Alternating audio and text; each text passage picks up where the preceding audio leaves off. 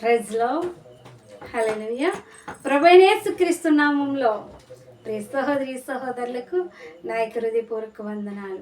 ఈ దినము దేవుడు మనతో మాట్లాడిన మాట, భక్తుడైన దావీదు ఏమని మాట్లాడుచున్నాడంటే, మరి నీవు నా పక్షమున వ్యాజ్యమాడి నాకు సహా న్యాయం తీర్చుచున్నావు. కీర్తన భాగం 9వ అధ్యాయం 3వ వచనంలో అంటున్నాడు, నీవు నా పక్షమున వ్యాజ్యమాడి నాకు న్యాయం తీర్చుచున్నావు.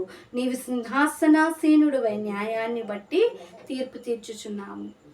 న్యాయంగా మనం తప్పు చేయనప్పటికీ మరి దేవుడు మనకు సహాయం చేయవాడై ఉన్నాడు. అంటున్నాడు, నీవు నా పక్షమున వ్యాజ్యమాడి అంటే ఎవరైతే అన్యాయంగా మన మీద తప్పు మోపుచున్నారో వారి యొక్క హృదయాన్ని మార్చి వారితో వ్యాజ్యమాడంట దేవుడు మనకు న్యాయం తీర్చేవాడై ఉన్నాడంట. ప్రియ సహోదరి సహోదరులారా, మనం న్యాయం కోసము, మనకు సహాయం కోసము మన రాజుల యొద్దకు, అధికారుల యొద్దకు, ఎవరి వలన మనకు సహాయం కలుగుతుందా, ఎవరి వలన మరి ఇది మరి కార్యం జరుగుతుందని మనం ఎదురు చూస్తూ మనకున్న డబ్బుని వారికి పెట్టి వారికి ఉంటాం.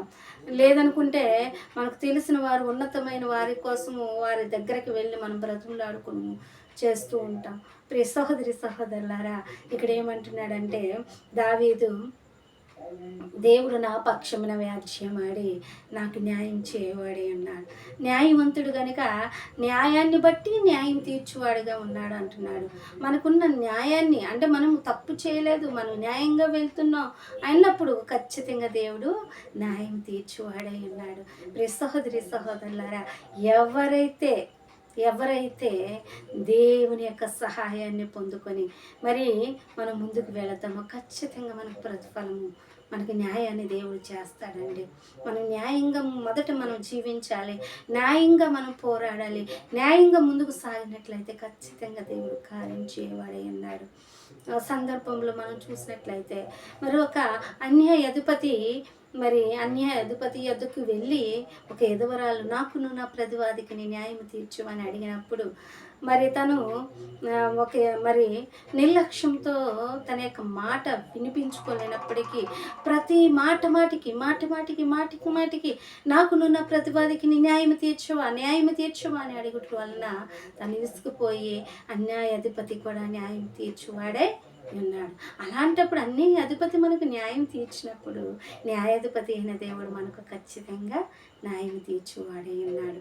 ప్రియ సహోదరి సహోదరులారా, మన దేవుని మీద ఆనుకుని వారుగా ఉందాం, దేవుని యొక్క సహాయాన్ని పొందువారుగా ఉందాం, దేవుని చిత్తాన్ని నెరవేర్చేవారుగా ఉందాం. ఇట్టి వాక్యం దేవుడు దీవించునుగాక. ఆమేన్. మేలు చేయక నీవు ఉండలేవయ్యా, ఆరాధించక నేను ఉండలేనయ్యా. యేసయ్యా యేసయ్యా యేసయ్యా,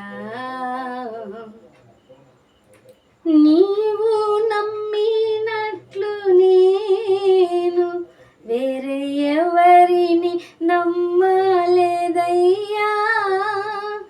నీకు నాకు మధ్య దూరం తొలగించావు వదులుండలేక.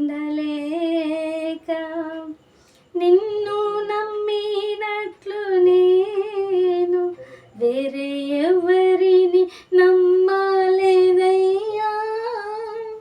నీకు నాకు మధ్య దూరం తొలగించావు వదులుండలేక. నా ఆనందం కోరేవాడా, నా ఆశలు తీర్చేవాడా, క్రియలున్న ప్రేమ నిధి, నిజమైన ధన్యత నాది. యేసయ్యా యేసయ్యా యేసయ్యా యేసయ్యా, మేలు చేయక నీవు ఉండలేవయ్యా, ఆరాధించక నేను ఉండలేనయ్యా. దేవుని స్తోత్రం. హల్లెలూయా.